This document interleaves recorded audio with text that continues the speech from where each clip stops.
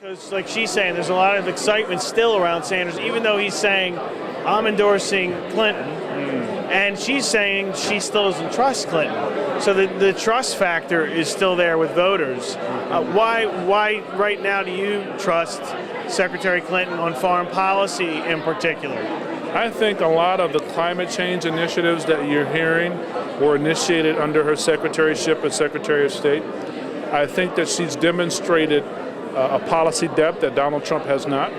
I think that when you look at her great work in the Senate, she's concerned about the least of these. She's concerned about women's rights. She's concerned about economic development. Her work as First Lady of the United States, her work as First Lady of Arkansas.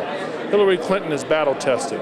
Now, I think that consciously and unconsciously there's a gender bias there. So for a white brother, these things that are far worse are acceptable. But for a woman, they're unacceptable. So I think in society, we still have a lot of psychological baggage as it relates to gender roles. And I think as the dad of a 9-year-old girl, Secretary Clinton will shatter that wall too and glass ceiling to move our country forward. I'm excited about the debates. What you'll see in the debates, you'll see a stark contrast between Trump and Clinton. You'll see the impulsivity of a Donald Trump. You'll see the sharpness, the brilliance of a Secretary Clinton, and it'll be undeniable that she's the best pick for president. I wanted to ask you, though, about Trump rolling back the temporary ban that he called for on Muslim Americans. He's calling it an expansion of what exists already, yeah. He's saying geographical. So if a country has a problem with Islamic terrorism, they'll cut off visas temporarily until that situation's under control. Is that something you could get behind geographically? I think that while there are some serious concerns to our internal security, I think that it is unpatriotic and un-American to cast aspersions on a single group.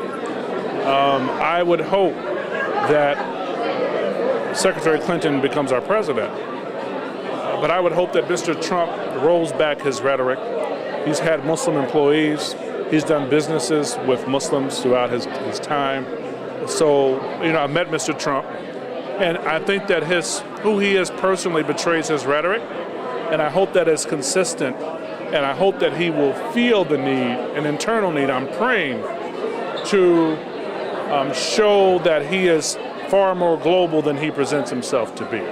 He's speaking to disaffected Americans. He's speaking to anger, as she spoke to. He's speaking to dark-seated bigotry.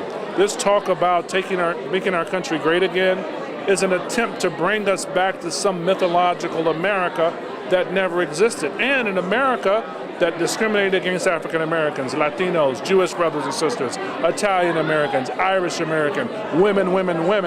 And so I think we should make America the great America that it has always been, but to correct the ills that affect all societies, and that means Secretary Clinton is the best choice for president.